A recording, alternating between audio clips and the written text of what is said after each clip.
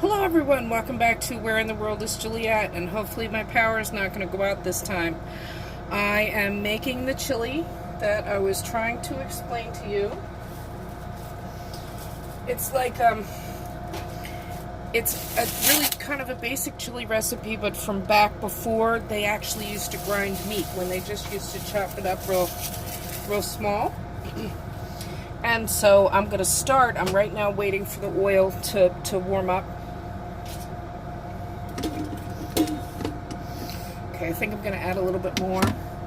And I use grapeseed oil, I use avocado oil, you can use coconut oil too. I don't use the, I try to use hard healthy oils when I cook.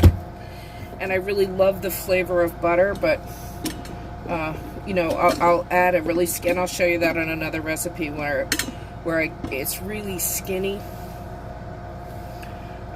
Sliver is what I put in there. Excuse me. Okay. And hopefully you guys can see this properly, because I actually have the onions cut and ready to go. See, and the peppers are cut and ready to go. And I'm going to start by sauteing the beef.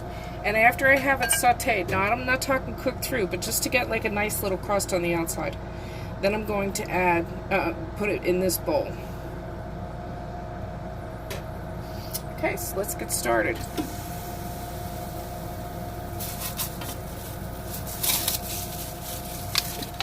Okay.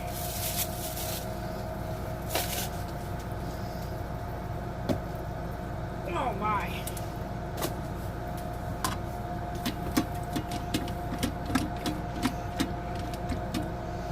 Okay. I thought that was ready.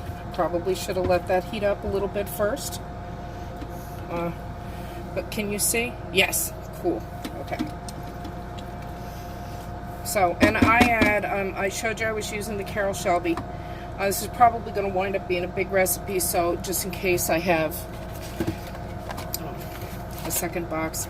It actually comes with maize flour, which I usually don't use in this recipe, because after I add everything it kind of gets thick anyway. But I used it, I used both packets actually, to make chip beef on toast, or as the soldiers would call it, SOS. Chit on a chicken. So, I love that I'm, that might be better. Okay, good. I love living in my RV. It's very nice. I actually just put away 6 bags of rice that are already cooked. And when I'm done, this is why I'm making larger batches. I mean, it's just me. But, well, I'm sick, and I never know. You know, sometimes it's like, wow, I'm really hungry for this. And then by the time they cook it, or I cook it, I don't want it anymore. And so with this, I put a whole bunch of different foods in my freezer. Like I'll freeze, let me see, I just froze spaghetti squash and chicken in a pasta sauce, and then you add Parmesan. You could bake it, or you can just add the Parmesan to it. Then let me see, I have 2 servings of that. And the reason I'm doing this is because if I want something, right, then I have it. I have it in my freezer. It's ready to go. You can do it in the microwave, or you can boil a pot of water and throw it in. And even if you have separate parts together, like let's say I was doing something with mashed potatoes, well then you would actually put the mashed potatoes in a separate bag, right? Like if you, so it's all separate, so you can have turkey, chicken, beef, pork, fish, whatever you want, all the different vegetables that you want, different preps. I also adjust, because one of my biggest problems that I'm having here on the rig is I don't have a tow vehicle, So fresh fruit and veggies are a challenge. I mean, the meat, you buy it, you freeze it, whatever. But the fresh veggies are a challenge. So I actually just ordered from Amazon. I'll let you know how they work out. An absolute ton of freeze-dried vegetables for soup mix, because I love soup. Freeze-dried, I think broccoli, potatoes, because then I can have it no matter what happens. It's always there as an emergency supply. But I'm actually thinking about trying to cook it, because if I can have Amazon deliver the bulk of my food, then I can kind of go anywhere. Do you know what I mean? I can kind of go anywhere. Okay, this one isn't going to make all the nice yummy bits at the bottom, unfortunately, because I thought it was further along into the saute than it was. But then I take it out of the pot, and you can see it's just a little browned. And I'll pour it in a bowl, and then I'll get some more oil and start working on the veggies. Right? But it's already smelling that, like, I love that beefy smell. See, you can see how much hotter it is now. Okay. So, let's do onions. Let's do green peppers.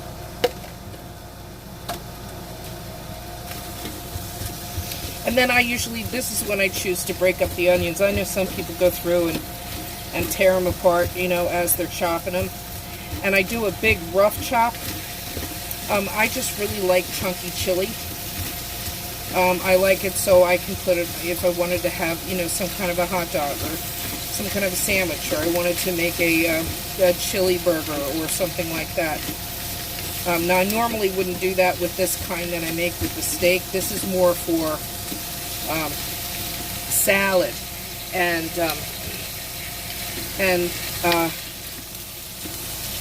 salad and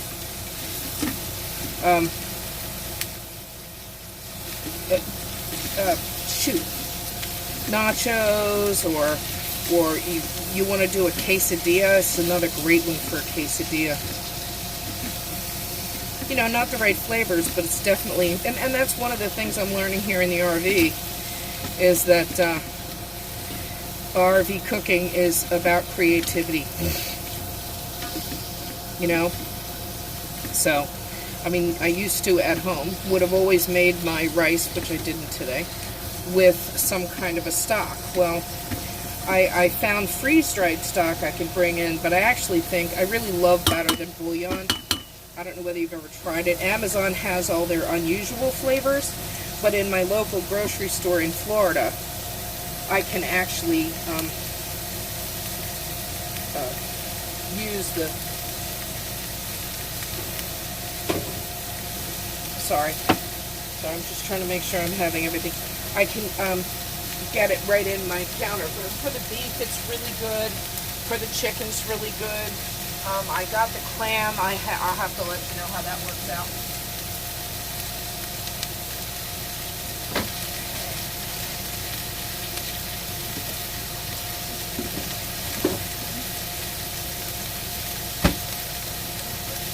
Here we go. Okay, I knew I was missing something. So one of the things I add, because it says add tomato sauce, is I actually add diced tomatoes itself. And then in order to kind of punch it up a little bit, I'll hit it with some tomato paste. Now, on the rig, I'm only going to use a couple tablespoons of this, and I'm not going to waste the whole can. And I actually saw somebody that what they're doing is they're freezing it between sheets of paper, freezing like a tablespoon at a time on a piece of paper. And that will freeze. And I figure that's what I'm going to be doing with that. I'm probably going to wind up doing that with better than bouillon. And frankly, I have to tell you, and this is so bad, but when I go anywhere and I get something, I go to the grocery, go to the Wawa to get a cup of coffee. I make sure I grab condiments and silverware everywhere I go. Okay, so now these are my dehydrated tomatoes, which I dehydrated at my last home. See, they're like leathery. God, it smells so good. It's so delicious and tomatoey. So I might add a few of them. Which is what I'm doing now. Just adding a few. And then I'll mix up the whole thing and take a taste first before I determine whether I need more garlic in. And the heat, although I'll add some before we go, before I cook it, the heat I kind of reserve for after, because I find that the pressure cooker kills the heat, the heat of it. Okay, so we're almost there, because you can see the onions are getting like kind of clear. Doesn't show up as well on camera, that's for sure. Okay.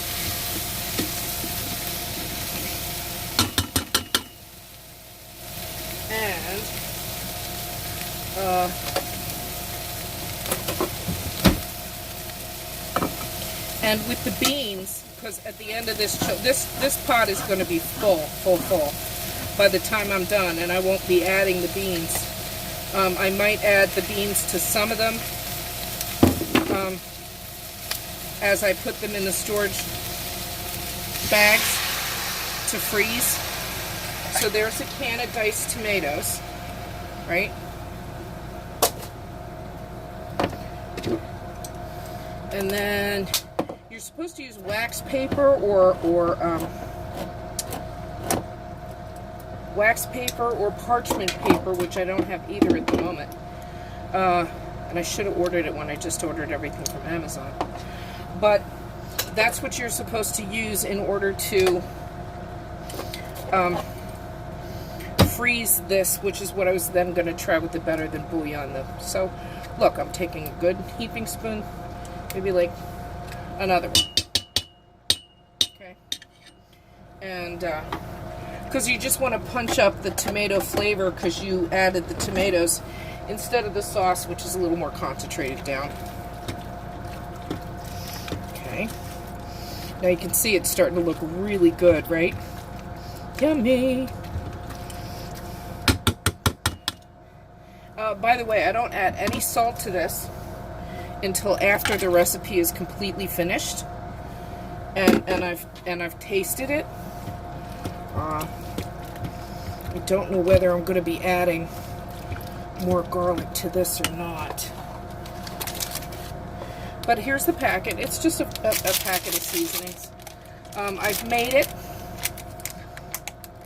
from scratch, just with all my own spices and stuff, a bunch of different times.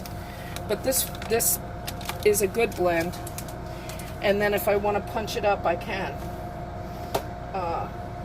And look, it even comes with, based on how you want it, there's your cayenne, and that's what I'll add later. I am going to add the second one, I think. See, you can see it gets really thick, and I'm probably going to add some water here.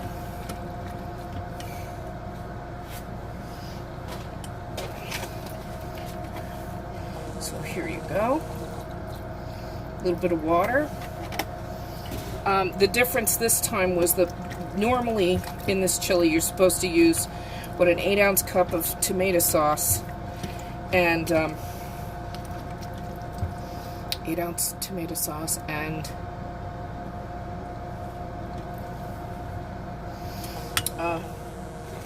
8-ounce and then you're supposed to use water, right? But I use the tomatoes in there instead. I am going to now give this a little taste.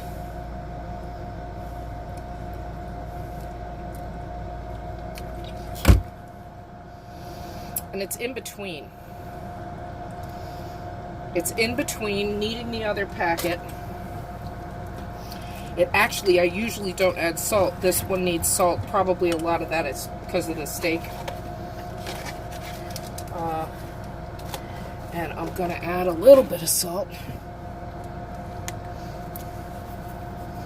Because there's no salt in this packet. They actually used to break it down and put sea salt in the packet. They don't do that anymore, but okay. So okay. So I think I'm going to add a little bit more water. Now, mind you, when you're cooking in an Instant Pot, pressure cooking and all that, you definitely want to pay attention to the volume that you put in it, right? Which is why the beans, they're going to get rinsed and put in after. I think I may have enough room after all is said and done. But you can see how thick it is. Now, understand that in an Instant Pot or a pressure cooker, the water doesn't evaporate the same. So if it looks too thick to you or too thin to you now, it will look approximately that thin when you're done. Okay. I don't know whether I should add the other packet. Try it one more time.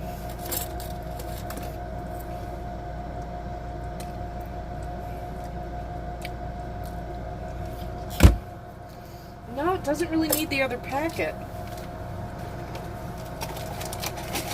Needs garlic though, so let me get my garlic powder.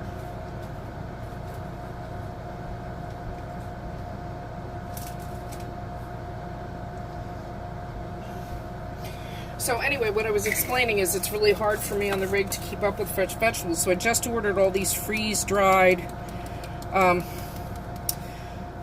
vegetables, carrots, celery, potatoes, broccoli. What else? I ordered something else too. And then I ordered they have like a little sampling snack pack of some that I didn't buy, and they have fruits and all kinds of things.